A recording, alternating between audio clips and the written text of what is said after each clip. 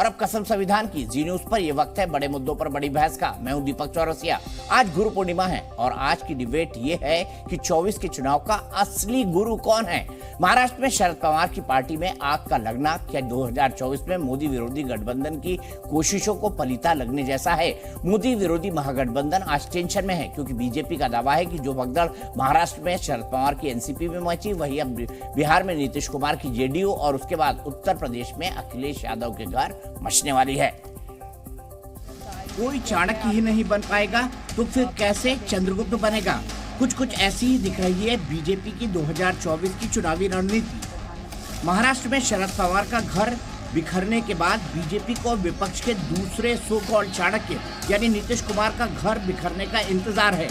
NDA नेता कह रहे हैं कुछ ही दिन है, बस देखते जाओ। इसीलिए एमएलए में विधायकों में नाराजगी है और बिहार में भी इसी तरह का बंड हो सकता है।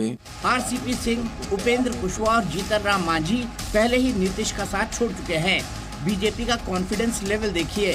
पार्टी ने गाइडलाइन तक बना दी है कि नीतीश को छोड़कर जेडीयू में सबके लिए बीजेपी में फ्री एंट्री है।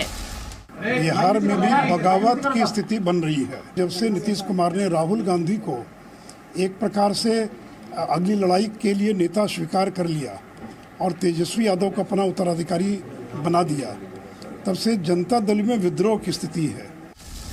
सहयोग देखिए कि आज ही लैंड फॉर जॉब मामले में दिल्ली की कोर्ट ने राबड़ी देवी और तेजस्वी के खिलाफ चार्जशीट दाखिल हो गई। लालू यादव कह रहे हैं न डरेंगे न झुकेंगे। दिल्ली के बाद महाराष्ट्र का देखा हमने कि बिहार पर बाधित मतलब बिहार को हम लोग बिहार उठती चिड़िया को हथली लगाता है तो कैसे होगा। और जो दावा बिहार में है वही यूपी को लेकर भी है कि अखिलेश यादव की समाजवादी पार्टी में भी भगदड़ मचने वाली है। यूपी में भी बड़ा उठापटक होने जा रहा है। समाजवादी पार्टी के कई विधायक और सांसद वो दिल्ली से लेकर लखनऊ तक अपना जुगाड़ बैठाए हुए हैं। इस तरह का यहाँ भी वही खेल होने जा रहा है जो महाराष्ट्र में हुआ है। अखिलेश यादव आज चंद्रशेखर राव को कन्विंस करने हैदराबाद गए हुए थे।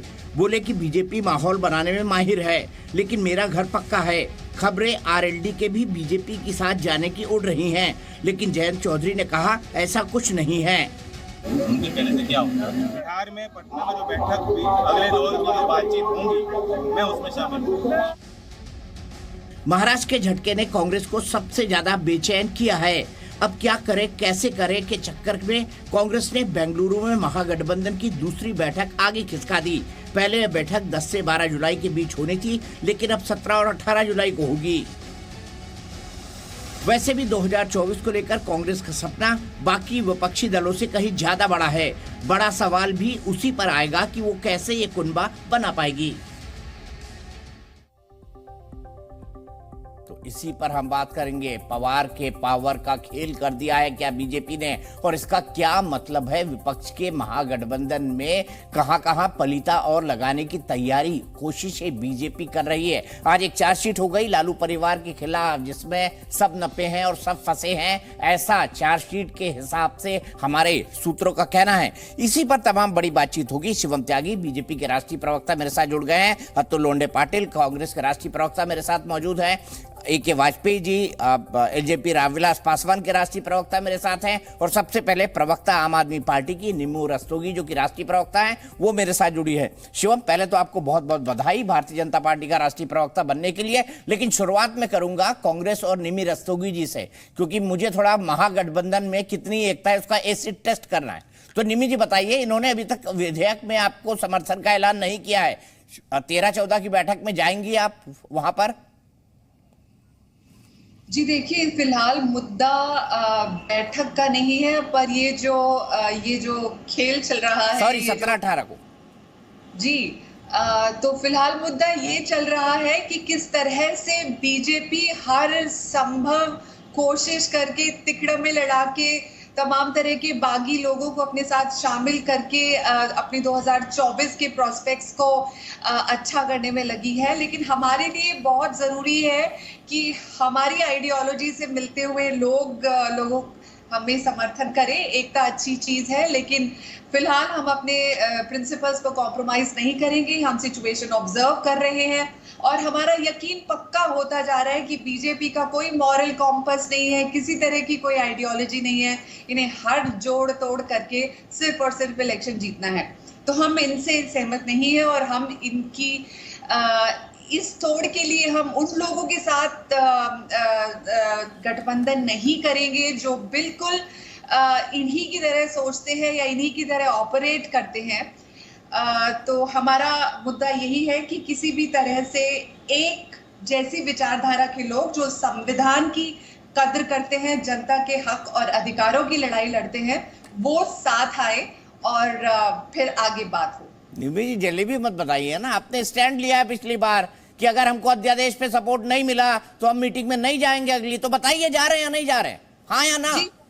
जी, हमारा अध्यादेश का जो रेफरेंस बेंचमार्क है वो वैसे ही है और हम अभी भी उस स्टैंड पर कायम है, क्योंकि हमारे लिए एक सेमीफाइनल है। अगर कांग्रेस अपना पक्ष क्लियर नहीं करती है और वो अध्यादेश के बारे में अभी भी गोल गोल, जैसे आप बोल रहे हैं, जलेबी की तरह घुमाती है, तो फिलहाल हमें ये स्वीकार्य नहीं है। मतलब आप बैठक में नहीं जाएंगी बेंगलुरु जब तक कांग्रेस? वी आर ऑब्जर्विंग, हम अभी देख रहे हैं। मतलब बदल भी सकते हैं, कर रहे मतलब हैं। बदल भी सकते हैं। अब देखिए आगे क्या होता है। यहाँ तक तो पक्ष हमारा क्लियर है कि हमारा स्टैंड जैसे था वैसे ही है और हम इसमें कोई डाइल्यूशन नहीं कर सकते, नहीं करेंगे। ठीक है। अतुल लोंढे पाटिल जी, लोग कहते हैं स्कूटर का भी स्टैंड होता है, कांग्रेस का स्टैंड क्यों नहीं अध्यादेश में, बताइए। बीजेपी को स्टैंड है क्या? आपने स्कूटर का स्टैंड पूछ लिया, कांग्रेस का स्टैंड पूछ लिया, आम आदमी का स्टैंड पूछ लिया, बीजेपी को स्टैंड है?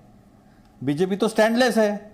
अभी नरेंद्र मोदी साहब ने इतना बड़ा, यानी भ्रष्टाचार के खिलाफ इतनी बड़ी जंग छेड़ दी है, सारे हथियार जो है उतार दिए हैं और जितने भ्रष्टाचारी है सारे भाजपा में लेने का प्रक्रिया जो है शुरू कर दी है। इतनी तेज कर दी है भ्रष्टाचार के खिलाफ की जंग। अभी गारंटी दी थी उन्होंने 27 तारीख को और 2 तारीख को जो है गारंटी को पूरा कर दिया 5 दिन में। इतने तेजी से भ्रष्टाचार के खिलाफ की लड़ाई तो हिंदुस्तान में आज तक कोई लड़ा नहीं है जो मोदी जी लड़ रहे हैं। तो स्टैंड उनको नहीं है। और आपको तो फिर बधाई तो शिवम भाई को है, प्रवक्ता बन गए, लेकिन आपको क्या बधाई दूं? सारे विश्लेषक एक एक करके, अभी जो हम कहते थे कि भाई बीजेपी के प्रवक्ता मत बनो तो हम पर चिढ़ा जाता था, तो अभी देखो एक एक विश्लेषक जो है, पहले आलोक भाई बने, अभी शिवम भाई बने। चलो बधाई।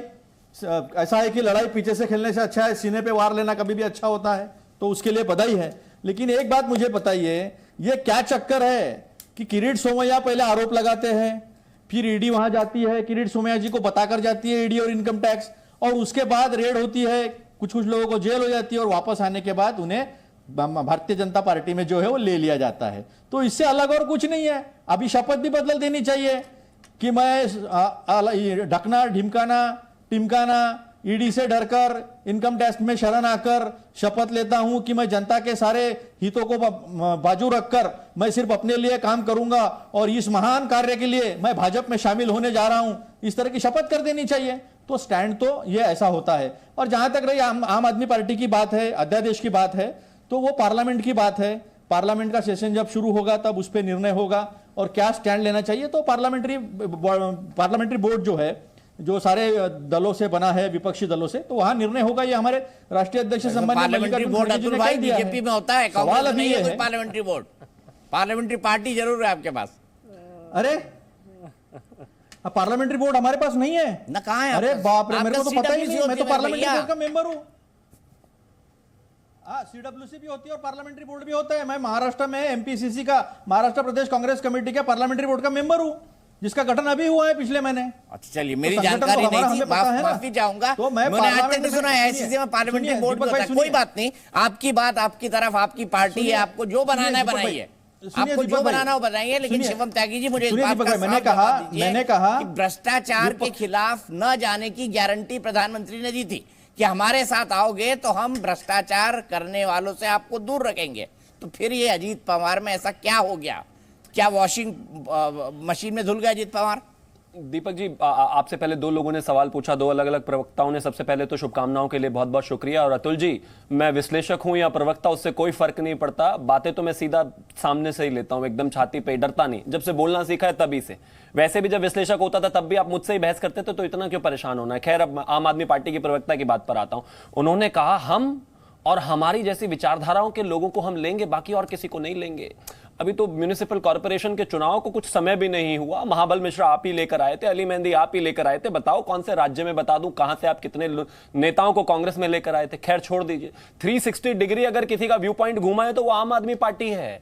कांग्रेस से समर्थन नहीं लेंगे, मिलकर सरकार नहीं बनाएंगे से लेकर शरद पवार भ्रष्टाचारी हैं, अखिलेश यादव भ्रष्टाचारी हैं, केसीआर भ्रष्टाचारी हैं, नीतीश कुमार भ्रष्टाचारी हैं, और इसके अलावा लालू प्रसाद यादव भ्रष्टाचारी हैं, और अब वहीं पर दंडवत हैं आप, और इनका कोई स्टैंड बदला नहीं। और कितना स्टैंड और कैसा स्टैंड बदलेंगे भैया इस देश को, बता दीजिए। अब अतुल लॉन्डे जी की बात पर आता हूं। उन्होंने कहा कि भाई जो है भ्रष्टाचार पर जिस तरह की बात है, भ्रष्टाचार पर हमारा स्टैंड आज भी ऐसा ही है जैसा कल था। और 2014 से 2023 के बीच में जितने भ्रष्टाचारियों पर कार्रवाई हुई है, आपने बिल्कुल सही कहा, उतनी जल्दी डिलीवरी तो कहीं भी नहीं हुआ। अतुल जी अब सुनना पड़ेगा आपको, उतनी जल्दी डिलीवरी तो कहीं भी नहीं हुई। बताइए कौन सी पॉलिटिकल पार्टी है जहां पर इस तरह के भ्रष्टाचार के केसेस वाले लोग ना हो और किन के ऊपर नहीं चल रहा हो। यह देश ऐसा है जहां पर नौकरियां दे दी रेलवे में और उसके बाद में प्लॉट लिखवा लिया, तो जाहिर बात है अब उनपे तो चार्जशीट होनी है, उनको कैसे बख्शा जा सकता है। अब विषय पर आता हूं। आपने कहा कि भाई ऐसा क्या हुआ अजीत पवार जी के साथ और उनको ऐसा क्या। मैं सिर्फ एक चीज कहना चाहता हूं, भारतीय जनता पार्टी और आदरणीय प्रधानमंत्री श्री नरेंद्र मोदी जी की विकासवादी राजनीति है। अगर किसी से अपना घर नहीं संभलता, अगर किसी के घर में परेशानी है, अगर कोई परिवारवाद से ग्रसित है, अगर कोई अपने परिवार को, अपनी पार्टी को नहीं संभाल सकता, अगर कोई अपने बेटा और बेटी से आगे बढ़ नहीं सकता, पार्टी को परिवार को पार्टी मानता है, पार्टी को परिवार नहीं मानता, तो माफ कीजिए लोग तो बाहर जाएंगे ही। जब आप लगातार अपने लोगों की डिससैटिस्फैक्शंस को समझ नहीं पाएंगे, जब आप लगातार जो है लोगों को इग्नोर करते रहेंगे और अपना बेटा बेटी को ही प्रथम रखेंगे, तो यह हाल होना ही है। और यह नया नहीं है, कांग्रेस में भी यही हाल हुआ। अब फिलहाल यहां पर जो आपने देखा एनसीपी में भी यही हाल हुआ। अब बिहार का भी सुनने में आ रहा है, वो तो भगवान जाने, मैं तो नहीं जानता क्योंकि मैं बिहार से नहीं हूं। लेकिन अगर ये हालात रहेंगे, किसी तरह की धारा के विरोध कोई जाएगा, जनता के विरोध में कोई जाएगा, तो माफ कीजिए आपके नेता भी जाएंगे, आपके लोग भी जाएंगे, और वोटर्स भी जाएंगे, और चुनाव भी जाएगा। ये तो तय है। बताइए अतुल जी, उन्होंने कह दिया आप अपना घर नहीं संभाल पा रहे, हमको क्या ज्ञान दे रहे। मेरा सवाल एक ही है। नहीं, मेरा सवाल तो एक ही है कि सारे भ्रष्टाचारी ही जिनके ऊपर ईडी इनकम टैक्स की रेड्स हुई है, जेल हुई है, या चार्जशीट दाखिल की है, या इन्होंने आरोप किए हैं, वही इनके पार्टी में जाकर मंत्री हो जाते हैं, मुख्यमंत्री हो जाते हैं, केंद्रीय मंत्री हो जाते हैं। नारायण राणे से कितने नाम हमने कई बार गिनवाए हैं। लोग हंस रहे होंगे जब शुभम भाई बात कर रहे थे, तो लोग जरूर हंस रहे होंगे। लेकिन मेरा एक ही छोटा सा सवाल है, जयेश अमित शाह ये कौन से परिवारवाद का मॉडल लाया है? वो जयेश अमित शाह हमारे कोल्हापुर का नाती है, वो तो बड़ी तरक्की की है उन्होंने। 1600% तो एक साल में ही बिजनेस में तरक्की की थी। अभी बीसीसीआई के सेक्रेटरी बने हैं, उनके लिए कॉन्स्टिट्यूशन चेंज किया गया। 40 पार्टीज हैं, 40 ऐसे परिवार है इनके यहाँ जिनको टिकटें दी है, बेटों को टिकटें दी है। यानी पीयूष गोयल से लेकर देवेंद्र फडणवीस से लेकर ये सारे किसी न किसी भाजपा के नेताओं के बेटे हैं। 40 परिवार, बिल्कुल किरीट सोमैया के बेटे को भी बीएमसी का टिकट मिला है। तो ये जो बात कहते हैं ना, वही बात कर लेते हैं। तो अभी जनता समझ रही है कि अब इन्होंने कहा भ्रष्टाचार के खिलाफ लड़ाई करेंगे, तो जनता समझ जाती है सारे भ्रष्टाचारी इनके पार्टी के अंदर। अब इन्होंने कहा कि सारे परिवारवाद के खिलाफ हम लड़ाई करेंगे, सारे परिवारवादी पार्टी के नेता जो है और परिवार जो है वो बीजेपी में शामिल। ये कहेंगे रोजगार देंगे, समझ लो बेरोजगारी बढ़ गई। ये कहेंगे महंगाई कम करेंगे, समझ लो महंगाई बढ़ जाएगी। ये कहेंगे डॉलर को बराबर कर देंगे, ये टमाटर को और सेवफल को बराबर कर देंगे।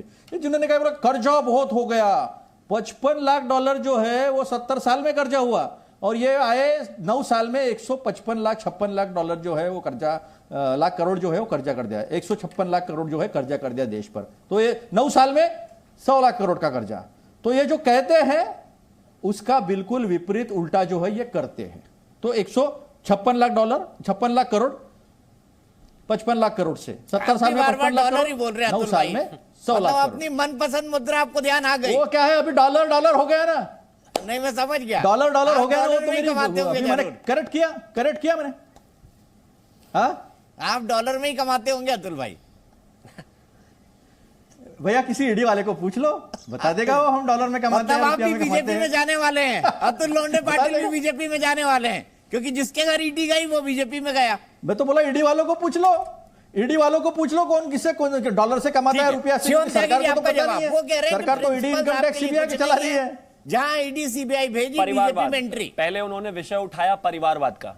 मैं आपको गारंटी से लिख के दे सकता हूं और आप मुझे गारंटी से नहीं लिख कर दे सकते। क्या आप मुझे गारंटी से लिख कर दे सकते हैं कि पीयूष गोयल भारतीय जनता पार्टी के राष्ट्रीय अध्यक्ष या प्रधानमंत्री बनेंगे? क्या आप मुझे गारंटी से लिख के दे सकते हैं कि पंकज सिंह भारतीय जनता पार्टी के राष्ट्रीय अध्यक्ष या प्रधानमंत्री बनेंगे? क्या आप मुझे गारंटी से लिख के दे सकते हैं कि अनुराग ठाकुर भारतीय जनता पार्टी के राष्ट्रीय अध्यक्ष या फिर प्रधानमंत्री गारंटी से बनेंगे? क्या आप मुझे पंकजा मुंडे, क्या आप मुझे कोई भी नेता उठा लीजिए, for that matter Jay Shah ji को उठा लीजिए, गारंटी दे सकते हैं आप? क्या नहीं दे बात सकते। है, और अब क्या सुनिए, बात है नहीं, मेरे सुनना शिवम पड़ेगा, भाई, अब सुनना पड़ेगा, बधाई हो अब शिवम सुनना भाई पड़ेगा, आपको, अब सुनना पड़ेगा, बीच शिवम में भाई नहीं। बधाई हो नहीं, बीच आपको में कि नहीं, आपको प्लीज, पूरे बीच में परिवार नहीं, पता है, अतुल आपके भाई, पार्टी के देखना पूरे परिवार दीपक जी, आप पता इनको है, रोकिए, मैं इसीलिए बीच में सारे नहीं बोला। मंत्री और मैं सारे इसीलिए विधायक बीच और में सारे नहीं बोला। सांसद सुन लीजिए बने ना, हैं। अब सुन बधाई हो लीजिए। शिवम भाई। आप सुन लीजिए ना प्लीज। पहले ही बैटिंग जम के कर दिया आपने, रुकिए पूरी ना जरा। पोल खोल दी आप लोग बीजेपी अब इतना की, इच्छित सारे हो गए, परिवार रुकिए की ना। पोल खोल आपको दी रुकना आपने। पड़ेगा, मैं बीच में नहीं बोलना चाहता क्योंकि फिर मैं भी बोलूंगा आपके बीच में। नहीं, मैं तो आपकी बधाई गारंटी दे रहा हूं से भाई सुनिए। आपको, आपकी पहले ही सुनिए, डिस्कशन में आप आप सुनना इतना नहीं परिवारवाद चाहते खोल दिया हैं। बीजेपी का। दीपक जी आपको इनको रोकना पड़ेगा।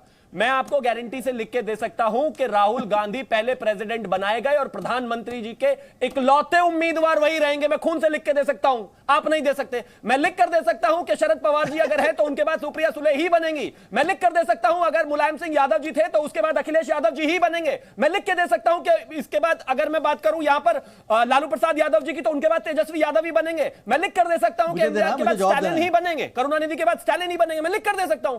यह परिवारवाद है, ये जहां बच्चे के पैदा होने से पहले ही उसकी कुर्सी रिजर्व कर दो कि अभी के राजकुमार और आने वाले के समय के राजा यही बनेंगे। भारतीय जनता पार्टी में ऐसा नहीं है। कल कौन राष्ट्रीय अध्यक्ष बनेगा आपको भी नहीं पता। इसे कहते हैं परिवारवाद का मॉडल। और अब बात करते हैं जय शाह जी की। अगर आपने कहा उनको बीसीसीआई सचिव, आगे कौन बनेगा, वो बनेंगे नहीं बनेंगे, गारंटी नहीं है ना। लेकिन आपके यहां तो बच्चा पैदा होते ही राजा बन जाता है, राजकुमार भी वही है। ये होता है परिवारवाद। अब आगे आते हैं ईडी सीबीआई। जहां तक ईडी सीबीआई की बात है और महाराष्ट्र के परिप्रेक्ष्य में बात करते हैं, जयंत पाटिल तो नहीं डरे। जयंत पाटिल पर भी तो केसेस है ना, उन पर भी लगातार केसेस है, उन पर भी इस तरह की कार्रवाई चली, वो तो नहीं डरे। एक डर गए, एक नहीं डरे, एक डर गए, एक नहीं डरे। तेजस्वी जी हैं और तमाम लोग हैं। अब जिन पर केसेस हैं उन पर केसेस हैं और रहेंगे। लेकिन यह बात तय है कि जिस तरीके से आपने 2024 का शिगुफा छोड़ा था, जिस तरीके से 15 साल बाद, और इस बात का मुझे दुख है, 15 साल बाद राहुल गांधी जी के लिए फिर से एक बार लॉन्चिंग का मौका आया था, वो सारा बर्बाद हो गया। अब ये देश की जनता तो उनको मानती ही नहीं थी, अब तो नेता भी नहीं मानते। अजीत पवार जी कह रहे हैं कि मुझे बर्दाश्त नहीं है कि राहुल गांधी जी जो है प्रधानमंत्री के उम्मीदवार के तौर पर आपने प्रोजेक्ट किया। कोई नहीं मानता उनको। ममता बनर्जी का अलग अपना एक राग है, वो नहीं मानते उसको। तो आप एक चीज तय कर लीजिए, यहां जो होना है होगा। लेकिन 24 के में जो आप ढूंढ रहे थे कि विपक्षी एकता के सहारे राहुल जी को फिर से एक बार कोशिश करें लाने की, वो कोशिश जो है शुरू होने से पहले ही उस पर पूर्ण विराम लगे। अतुल जी आपका जवाब, और उसके बाद मैं जाऊंगा सीधे राजीव रंजन जी के पास। ये जब ये दिए की बाती जब बुझना शुरू होता है ना, तो जो छटपटाहट जो है ना, वो छटपटाहट मुझे शिवम भाई में दिखाई दी। जितने भी पार्टियों को इन्होंने नाम लिया है, सारे पार्टियों के साथ गठबंधन करके सारे पार्टियों के गोदी में ये बैठे हुए हैं। इन्होंने जय शाह के बारे में बताया नहीं उन्हें कि कौन से कैपेसिटी थी उनकी कि वो सीधा बीसीसीआई के जो है सचिव बन गए। उनके लिए संविधान कैसे बदल गया, इन्होंने ये बताया नहीं कि ऐसा क्या स्कीम था कि बाकी बेरोजगारों को देश के दिया नहीं गया कि एक ही साल में 1600% से उनकी संपत्ति बढ़ाई थी। कौन है अकाली दल से लेकर शिवसेना से लेकर स्टालिन से लेकर जयललिता से लेकर जितनी पार्टियां हैं, इन्होंने बात की ममता बनर्जी से लेकर सारे पार्टियों के गोदियों में बैठे हैं। शिवम त्यागी को मैं इसी बधाई दे रहा था कि जितने परिवार मैंने बताए नहीं, उससे ज्यादा परिवार तो भाजपा के जो है इन्होंने बताया। और जहां तक जेपी नड्डा जी है, तो जेपी नड्डा जी तो अध्यक्ष जो है, उनका कार्यभार जो है प्रोटोकॉल ऑफिसर, वो जो है प्रधानमंत्री को एयरपोर्ट पे छोड़ना और प्रधानमंत्री को एयरपोर्ट पे रिसीव करना, ये प्रोटोकॉल ऑफिसर बना के रख दिया नड्डा जी को। तो ये जो बता रहे हैं, ये जो बातें जनता सुन रही है, दुनिया की सबसे बड़ी पार्टी के राष्ट्रीय अध्यक्ष हैं, जिसका आप सिर्फ सपना ही देख सकते हैं। असफलता तय है, सपना ही देख सकते हैं। आने वाले 2024 में भाजपा की सरकार नहीं रहेगी, ये जनता ने तय कर लिया है। हाँ, बधाई हो शिवम त्यागी जी, मैं आपको बधाई देता हूं। कांग्रेस नहीं रहेगी, जनता ने तय कर लिया। जितने हमें परिवार पता नहीं थे भाजपा के, आपने बता दिए। मैं कह तो रहा हूं, लेकिन गारंटी नहीं है। बहुत बहुत बधाई। अरे आपका एक ही परिवार है जो राजा राजकुमार सब बनता है, उसकी गारंटी है। देश सुन ले, पिताजी मंत्री थे, देश सुन ले। मंत्री है। मैं तो कहता हूं अगर कोई नेता है, लौंडे जी अगर है, उनका बेटा अगर कल अच्छा करता है तो उसको विधायक का टिकट मिलना चाहिए, लेकिन रिजर्व कर दो उसके लिए, ये नहीं होना चाहिए। इसलिए अनुराग ठाकुर जो है वो मंत्री है। मैं तो कह रहा हूं नहीं, ये परिवारवाद नहीं, आपका बेटा भी प्रवक्ता बने, क्या दिक्कत है? अगर कैपेबिलिटीज है आपके बेटे भी प्रवक्ता बने, ये गारंटी है, शुभकामनाएं है मेरी, वो मंत्री बने, लेकिन सिर्फ वो ही बने परिवारवाद होता है। आपकी बारी आई तो कैपेबिलिटी है, और कांग्रेस में नहीं, मैं तो कांग्रेस में भी, आप समझ ही नहीं पा रहे हैं अतुल जी, दिक्कत तो यही है।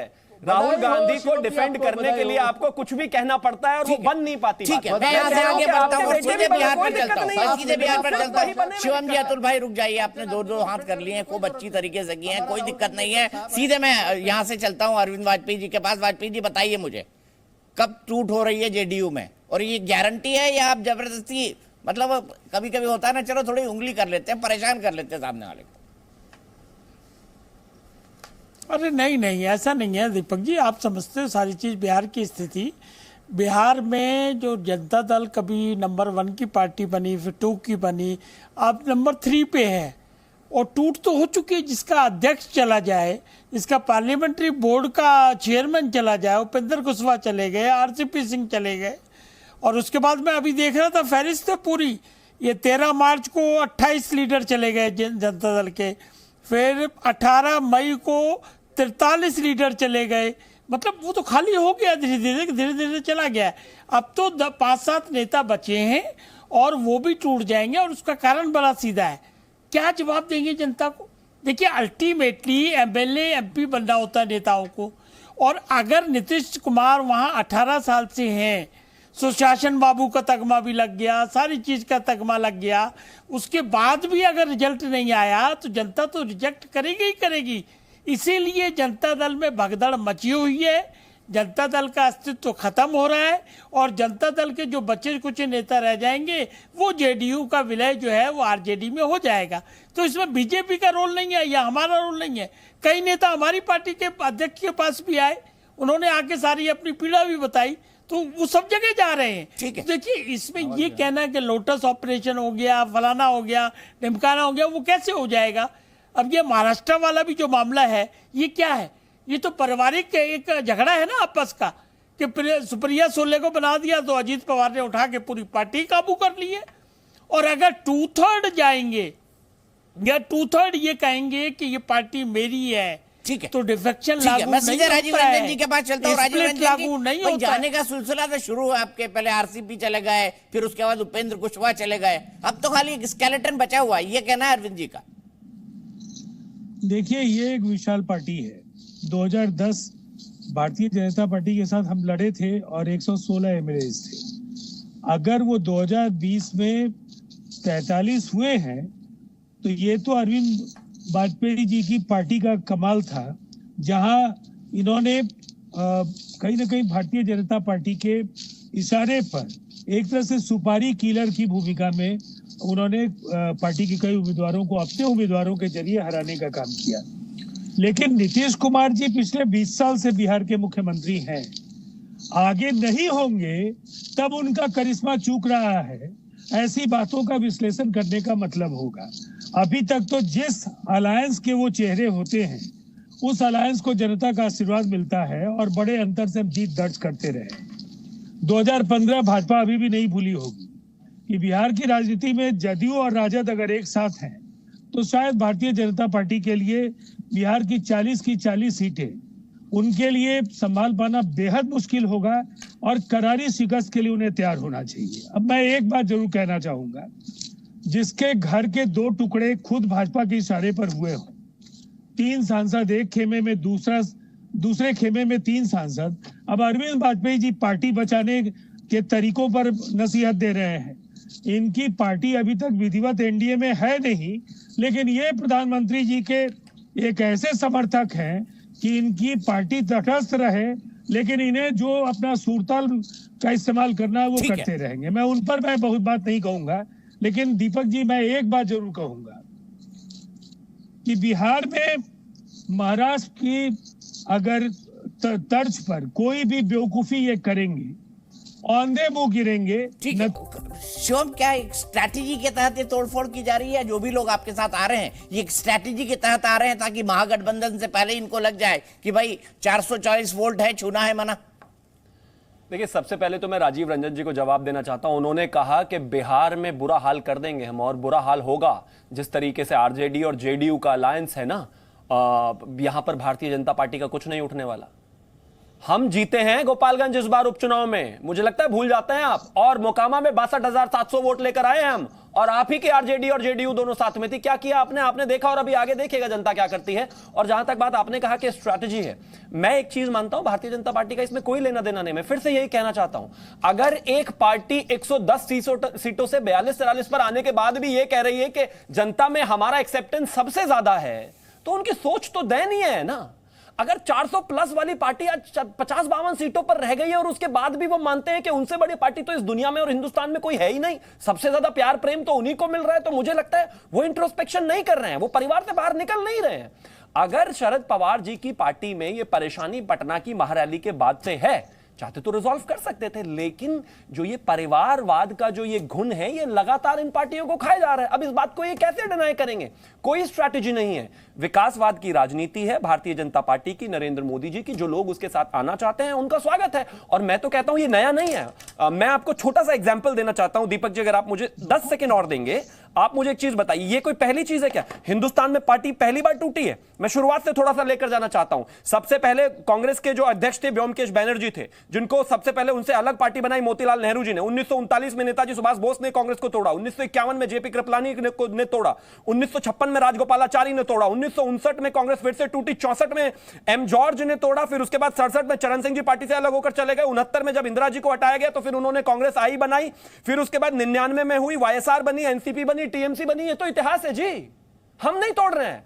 लगातार और इकलौती भारतीय जनता पार्टी ऐसी है जो नहीं टूटी है। 1951 के बाद बताइए हम टूटे हो तो जाहिर है जहां परिवारवाद, बेटा बेटी उन्हीं को लेकर आगे बढ़े जाएंगे तो जनता में विरोध पैदा होगा। जनता में विरोध पैदा होगा तो नेता को दिखाई देगा कि वोट लेने तो 2024 में आने वाले चुनाव में वहीं जाना है। और जाहिर है जब उसको लगेगा कि जनता खुश नहीं है तो वो भी उस विचारधारा को तय करेंगे जो भारत को आगे लेकर जाने की बात करती हो, और वो सिर्फ इस देश की भारतीय जनता पार्टी और प्रधानमंत्री की विचारधारा है।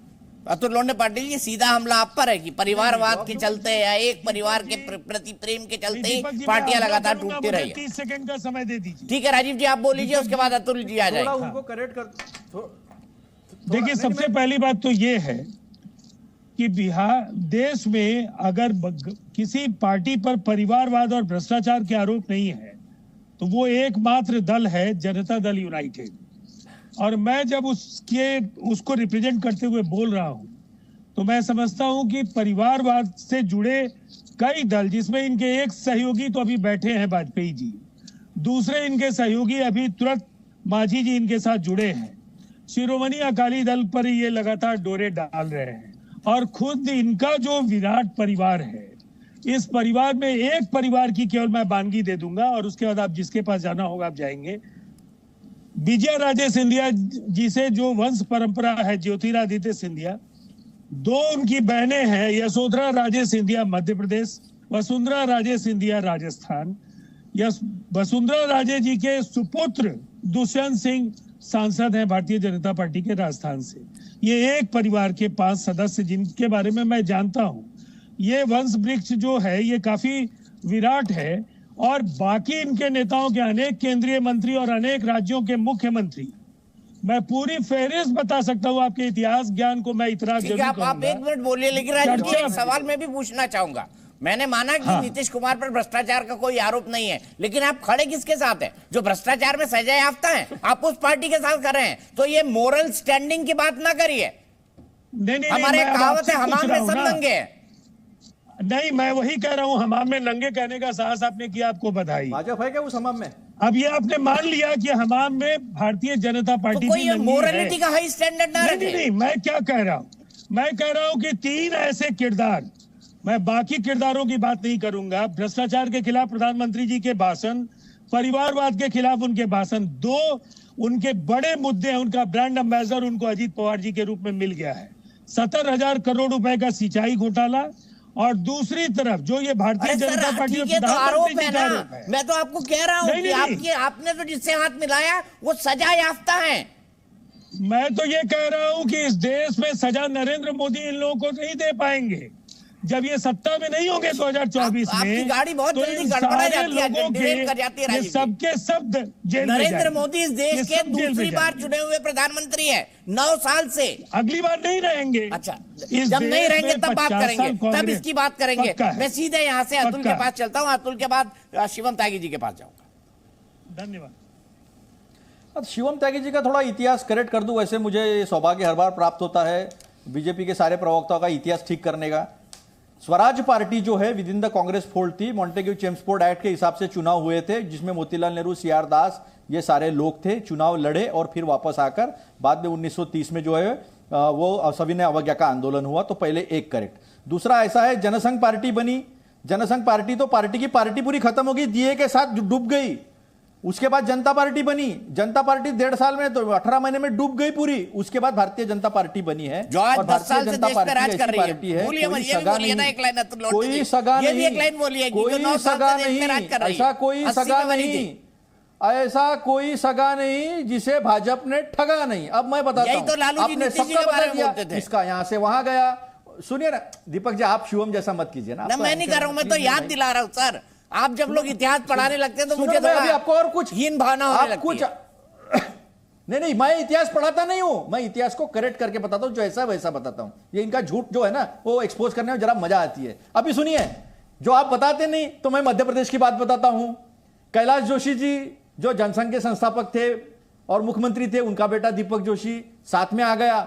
अच्छा, हनुमान जी ने तो गदा वहां चला दी थी कर्नाटक में। अभी गदा के साथ जो है बजरंग सेना वो दीपक जोशी जी के साथ कांग्रेस में आ गई। अभी मैं नाम सुना रहा हूं। अभी यादवेंद्र सिंह यादव, बाद में राधेलाल बघेल, बैजनाथ सिंह 400 गाड़ियां लेकर निकले शिवपुरी से भोपाल में और उन्होंने पार्टी में शामिल हुए। तो भगदड़ तो भाजपा में मची है और बहुत भगदड़ अभी जो है भाजपा की वो दिखाई देगी आपको, क्योंकि जनता ने साथ छोड़ दिया। इन्होंने जो वायदे किए थे 9 साल से सत्ता में राज्य महाराष्ट्र की बात करिए सर। ऐसे तो कई अभी तो अपने राज्य महाराष्ट्र की बात करिए अतुल जी, कहां अरे सर ऐसा नहीं ना सर। अभी आप तो पूरा झटका बिहार दिया, घूम के जोर का आएंगे, झटका यूपी धीरे से घूम के लगाए। आएंगे, पूरा देश घूम के आएंगे। और मैंने थोड़ा सा आपको मेरे बाजू 100 किलोमीटर ले गया तो आप बोलते महाराष्ट्र में। ये महाराष्ट्र में तो हूं मैं, महाराष्ट्र में लिख कर दे रहा हूं। इनकी 40 सीटों कम थी, 40 सीटें कम होने वाली है महाराष्ट्र से। देख लो आप चुनाव ले। अब मैं तो शिवम त्यागी से अच्छा, विनती करता हूं, 40 यार बोले तो मैं उनको आह्वान करता हूं, अगर आज लिख के दीजिए, ये लिखवाया मैंने। अरे सुनो ना दीपक भाई, अरे दीपक भाई सुनो तो, अरे दीपक भाई सुनो तो, ये बताइए, अरे दीपक भाई सुनो तो, अरे दीपक भाई सुनो तो, अरे लिख के दे अरे दीजिए। दीपक भाई सुनो ना, क्यों आप शिवम त्यागी का काम कर रहे हैं? हम अभी आप फोटो शिवम त्यागी का देते काम आप क्यों कर रहे हैं? शिवम त्यागी को काम करने दीजिए उसका। अरे सर, मैं शिवम को चैलेंज करता हूँ, बीएमसी के चुनाव लगा दे, नागपुर के चुनाव लगा दे, नागपुर म्युनिसिपल कॉर्पोरेशन। हाँ, 40 के नीचे आएगा तो मैं यहाँ आके कान पकड़ लूंगा।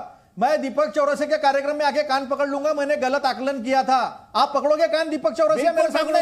अगर 40 सीट हमने जीत के महाविकास आघाड़ी तो आप पकड़ लेंगे कान? मैं खुद कान पकड़ूंगा महाराष्ट्र से। हाँ बस तैयार रखिए, कान साफ रखिए, कान पकड़ना पड़ेगा। लेकिन मुझे मौका सबसे पहले आप पकड़ेंगे जब 40 से सीटें अगर कम नहीं हुई बीजेपी की तो आप पकड़ेंगे, यानी एनडीए की। अरे हो जाएगी भाई, मैं बता रहा हूं एनडीए का ही ना, एनडीए बचा का है यहां तो यहां वहां से उठ के जो भगदड़ है सीबीआई वाले जो है वो अभी तो मैं वही तो कह रहा हूं, शिवम भाई ने जवाब नहीं दिया। जिनके ऊपर आरोप है वही क्यों पार्टी में आते?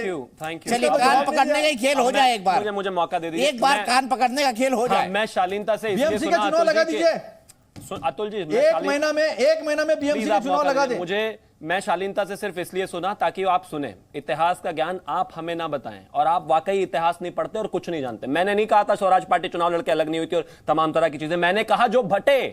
अब सुनिए, जनसंघ और भारतीय जनता पार्टी, क्या कहा आपने? जनसंघ से जब जनता पार्टी बनी, आपने कहा मोतीलाल नेहरू ने अलग पार्टी बनाई। नहीं, आपने कहा आपको रोकना पड़ेगा सर, आपको रोकना पड़ेगा इनको। बिल्कुल कहा था आपने। आप रुकिए ना, अपने समय पर बोलिए। आप इतिहास जानते ही नहीं, प्रॉब्लम तो यही है। क्या समय की बात कर रहे हैं आप? प्लीज इनको रोकना पड़ेगा दीपक जी, आपको। आप इनको रोकिए ना। मैं अपनी बात रखना चाहता हूं, जब वो बोल रहे थे मैं शालीनता से सुन रहा था। रुकिए, आपको इतिहास का अता पता बिल्कुल नहीं है। शालीनता से झूठ नहीं बोला जा सकता ना। आपको अता पता इतिहास का बिल्कुल नहीं है। जनसंघ से जनता पार्टी जब बनी टूट कहां हुई भाई?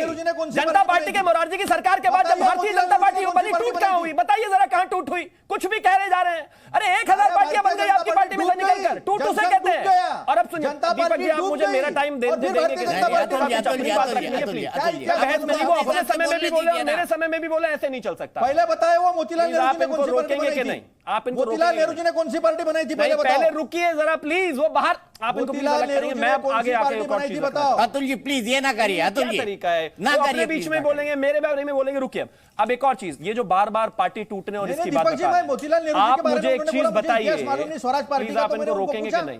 अतुल जी प्लीज, अतुल जी ऐसा ना करिए, आपने अच्छी डिबेट करी है, मालिक मानता हूं, डिबेट अच्छी करें ना, खूब करें, सुन तो लीजिए ना अगले की बात क्या कहना चाहता है। ठीक है, थैंक यू। अब एक और चीज, जो पार्टी तोड़ने और टूटने और धोखा देने और इन सब की बात कर रहे हैं, किताबें कहती हैं कि 1978 में जब शरद पवार जी सरकार तोड़कर लाए थे और वसंतराव पाटिल को लिखकर चिट्ठी, खाना खा रहे थे बैठ के टेबल पर और आखिर में चिट्ठी लिखकर छोड़कर आ गए थे कि दादा माफी चाहूंगा। अपने गुरुओं की पीठ में छुरा भोंकने वाले आदमी आज हमें बताएंगे कि देश की पार्टियां टूट रही हैं। अरे भाई, पार्टियां तोड़ने का काम आपने किया है। पार्टियां टूटी हैं तो कांग्रेस से टूटी हैं, अगर खंडित हुई है तो कांग्रेस हुई है। और अगर शरद पवार जी की बात करें तो अपने गुरु को धोखा देने से लेकर कांग्रेस को धोखा देने तक सब उन्हीं का वो है। और मेरे तो धर्म में कहते हैं ना कि बोया पेड़ बबूल का तो आम कहां से आए। तो भाई सीधी बात है, आपने जो किया था वो आज आप ही के सामने बिल्कुल परारूप ऐसे ही खड़ा हुआ है।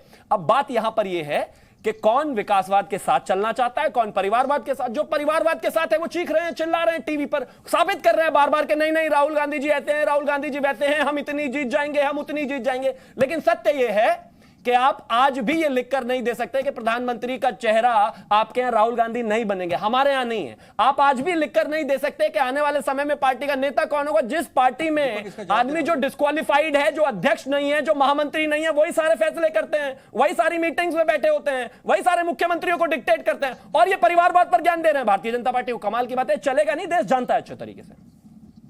अतुल जी एक क्विक जवाब, फिर मैं वाजपेयी जी और राजीव जी के पास जाऊंगा। निमी जी से भी मैंने कोई सवाल नहीं लिया। हाँ। देखो, बोया पेड़ बबुल का तो आम कहां से होए? भैया, पवार साहब को किसने गुरु कहा? मोदी जी ने कहा वो मेरे गुरु है, उंगली पकड़ के चलता हूं। गुरु पूर्णिमा का चुरानी मौका शरद पवार जी की तरह चुरानी मौका उन्होंने अपने गुरु की पीठ में छुरा भोंक दिया। बताइए 1989 से नहीं मुझे 1989 से नहीं मुझे ये बताइए, आज 2023 तक गुरुओं के कमर में सारे मौके होने के बावजूद, सुनो ना, अभी तो शालीनता की बात कर रहे थे शिवम जी, अभी पोल खोल रहा हूं तो आप भी लगातार इसी तरीके से बोले जा रहे थे। मैं तो आपको ये बताना चाह रहा हूं कि जब कोई बीच में बोलता है तो कितना बुरा लगता है। 1989 से बुरा लगता है, बताइए 2023 तक 34 साल हो गए। राहुल जी, सोनिया जी, प्रियंका जी सारे मौके होने के बावजूद प्रधानमंत्री हो सकते थे, मंत्री हो सकते थे। इस 34 सुपर प्राइम मिनिस्टर रही भाई सोनिया जी, एनएससी की चेयरपर्सन रही, सुपर प्रधानमंत्री। जब माता जी सुपर प्रधानमंत्री है तो बेटे को जबरदस्ती प्रधानमंत्री बनने की क्या आवश्यकता है? बताइए। बता, तुमने नड्डा जी को, अरे जब आप सुपर प्रधानमंत्री हैं तो आपको प्रधानमंत्री बनने की आवश्यकता नहीं है। बना के रख दिया। एनएससी के प्रेसिडेंट थी कि नहीं थी? झंडा मंत्री बनकर एनएससी के प्रेसिडेंट थी कि नहीं थी? बताइए। जाने के बजाय झंडा एनएससी के प्रेसिडेंट थी कि नहीं थी सोनिया जी? ये आपका जनता के प्रति उत्तरदायित्व है। सुपर प्रधानमंत्री भी आप ही बनेंगे, प्रधानमंत्री भी आपके बेटे बनेंगे, प्रधानमंत्री भी आपके। वो राहुल गांधी झगड़ा नहीं प्लीज, झगड़ा नहीं। मैं झगड़ा नहीं कर रहा हूं, मैं तो हंस रहा हूं।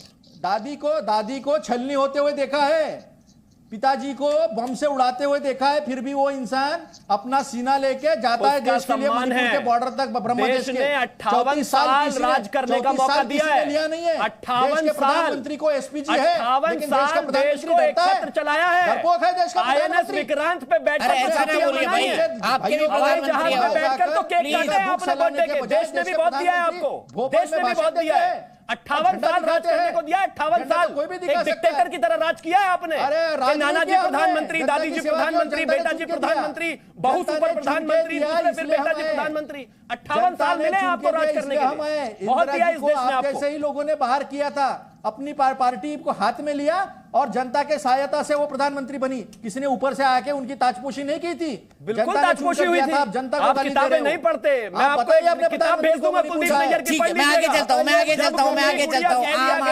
इंदिरा गांधी जी को नेहरू जी का क्या रिएक्शन था जानते हैं हम। प्रधानमंत्री रहते हुए जिस तरीके से उनको अपना सेक्रेटरी बनाया था, क्या जानते हैं परिवारवाद के बारे में? वो जो अडवाणी जी है, अडवाणी जी मुरली मनोहर जोशी जी, उनकी आप ना ही इन बात लोगों ने करें तो पार्टी बेहतर है। बनाई, उनको तो उनकी साइडलाइन विचारधारा कर से दिया, कहाँ बेचारों को मैच राष्ट्रपति खाते हैं? भी नहीं बताइए। बनाया। परिवारवाद से मैं अब आगे चलता हूँ, मैं आगे चलता हूँ। निम्मी जी मुझे बताइए, वो भी तो गुरु है ये ना। तो कांग्रेस वर्सेस बीजेपी चल रहा है, मुझे बताइए आप कहाँ फिट होगी, आपका क्या होगा जनाबे अली, बताइए सच बोल रहा हूँ, शिव महागठबंधन में। दीपक, अगर भारतीय जनता पार्टी और अन्य पार्टी के लीडर्स को एक दूसरे को नीचा दिखाने से जरा सा फुर्सत मिले तो जरा इनसे पूछिए कि एक देश है जिसमें 134 करोड़ लोग हैं, जिनको 2 वक्त का खाना चाहिए, जिसमें उनको एम्प्लॉयमेंट चाहिए। इस सारी ये जो लड़ाई है इसमें देश को ये पूरी तरह से भूल गए हैं। क्या 2024 के चुनाव तक ऐसा ही चलेगा? गवर्नेंस नाम की कोई चीज है? इनकी रिस्पॉन्सिबिलिटी, जनता ने इनको चुन के भेजा है, उनके प्रति इनकी क्या रिस्पॉन्सिबिलिटी है? टमाटर 100 रुपए से ऊपर जा रहा है। ऐसे बहुत सारे एग्जाम्पल मैं आपको दे सकती हूँ कि जनता के लिए ये डिबेट बेईमानी है। इनमें से कोई भी ट्रू टू द वैल्यूज नहीं है। और मैं ये कहती हूँ कि अगर भ्रष्टाचार करना अपराध है, पाप है, तो भ्रष्टाचारी को गले लगाकर अपनी पार्टी में लेना तो उससे भी बड़ा अपराध हुआ, क्योंकि आप एक गलत बेंचमार्क सेट कर रहे हैं, आप एक गलत नैरेटिव सेट कर रहे हैं जिससे बहुत बुरा असर पड़ने वाला है। पॉलिटिक्स में मोरालिटी की कोई वैल्यू होती नहीं है, लेकिन फिर भी आप देखिए हमारी जैसी छोटी पार्टी जो 10 सालों में इतनी तेजी से आगे बढ़ी है, वो जो कहती है वो करती है। ऐसा एग्जाम्पल मुझे इनमें से किसी में भी नजर नहीं आता। दीपक जी, एक काम तो है निमी जी, जो चलिए शिवम त्यागी, मैं जाता हूं उनके पास। मोरालिटी, वैल्यू, आम आदमी पार्टी के मुंह से ऐसी ऐसी बातें कैसे अच्छी लग सकती है? इस देश के 80 करोड़ लोगों को अगर भोजन देता है कोई सरकार, कोई पार्टी देती है, कोई प्रधानमंत्री देते हैं, तो मुझे तो नहीं लगता कि हम उसकी बात नहीं करते। लेकिन आप मुझे एक चीज बताइए, ये आम आदमी पार्टी के पार्टी कॉन्स्टिट्यूशन में कोई एक के साथ एक फ्री बॉटल जो उसके साथ देनी थी, ये भी कहीं लिखा हुआ है क्या? और आप बात करेंगे भ्रष्टाचार की? एक जेल मंत्री जेल में बैठे हुए 8 महीने तक जेल का डिपार्टमेंट चला रहे थे, बताइए। स्वास्थ्य मंत्री स्वास्थ्य चला रहे थे दिल्ली का, मोरालिटी की बात करेगी आम आदमी पार्टी? मतलब आयरनी डाउट 1000 डेथ्स आप बोलेंगे इस बारे में? और जहां तक बात, मैं कहता हूं जहां तक बात सोशल वेलफेयर की है, चाहे वो राशन की हो, चाहे वो खाने की हो, चाहे टॉयलेट्स की हो, चाहे वो घरों की हो, भारतीय जनता पार्टी से ज्यादा किसी ने नहीं किया। आपने क्या किया? गली गली में ठेके और खोल दिए थे गरीबों के घर के बाहर, वो तो नहीं लिखा हुआ था मैंडेटरी आपके कॉन्स्टिट्यूशन में। टमाटर 160 रुपया।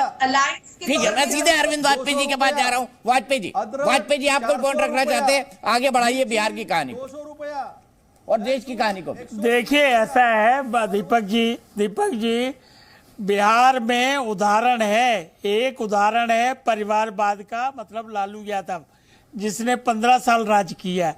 उसके बाद एक उदाहरण है परिवारवाद का जिसके पास कोई तगमा नहीं है, उसने भी 18 साल राज किया है। कहाँ पहुंचा दिया बिहार को, जरा बताओ ना, कहाँ पहुंचा दिया? नीति आयोग की जो रिपोर्ट आई है उसमें सबसे फिसड्डी है और नीचे से नंबर 1 है, चाहे एजुकेशन है, चाहे हेल्थ है, चाहे एम्प्लॉयमेंट है, चाहे डेवलपमेंट है। मतलब मैं ये कह रहा हूं कि ये बिहार के बारे में सोचना ही बंद कर चुके। और अभी तो उन्होंने 3 दिन पहले क्या किया है, वो डोमिसाइल वाली जो नीति लाने की बात की थी उसको खत्म करके कि बिहार के युवाओं को रोजगार ना मिले इसलिए उसमें तब्दीली कर दी है। तो मतलब हम ये कह रहे हैं कि नीतीश कुमार जो अपने आप को बड़ा भारी सुरमा बनते हैं समाजवाद का, वो उन्होंने अपना कंबल उठाड़ के फेंक दिया है और हर तरीके से के समझौता कर लिया है। पिछली बार ये लालू को छोड़ के क्यों आए थे बीजेपी के पास कि इनका नाम आ गया है और ये तेजस्वी जो है एक्सप्लेन नहीं कर पा रहे। अब तो चार्जशीट फाइल हो गई भैया, अब क्या जवाब है इनके पास? आपने ठीक कहा था अभी कि भ्रष्टाचार के जिसको कन्विक्शन हुई है लालू यादव को, आप उसके साथ जाके खड़े हो गए। तो इनसे ज्यादा स्वार्थी आदमी कौन है? ठीक है, एक जवाब लेते राजीव रंजन जी, मुझे एक बात का जवाब दीजिए, मुझे एक बात का जवाब। आप कह रहे हैं हम तो ईमानदार हैं, लेकिन आपके जो सबसे बड़े दोस्त हैं वो सजा याफ्ता है, इस पर क्या कहेंगे? अब मुझे सुखराम की बात भी याद आ रही है। भारतीय जनता पार्टी को नैतिकता की दुहाई देने की जरूरत नहीं है। और दिलचस्प है, ये परिवारवादी पार्टियां जिनको लेकर के प्रधानमंत्री जी बहुत चिंतित हैं, वाजपेयी जी की पार्टी से क्यों नहीं प्रधानमंत्री जी पूछते हैं कि भाई 6 एमपीज आपके हैं दोनों घटकों में, 3 एक ही परिवार के सदस्य, अगर जीवित रहते श्रद्धेय रामविलास पासवान जी तो वो राज्यसभा में होते। अरविंद नहीं, मैंने आपको टोका नहीं, मैंने आपको टोका नहीं, नहीं, मैंने आपको टोका नहीं, आपको मैंने टोका नहीं। दीपक जी इतना नहीं, इस तरह से चैनल में अराजकता मत बढ़ाइए, ये अराजकता है। आपने मुझे समय दिया है तो मेरी बात सुन लीजिए। अच्छा, अफसोस राजीव जी, अराजकता बोलते ही आपने अपने 20 सेकंड गंवाए और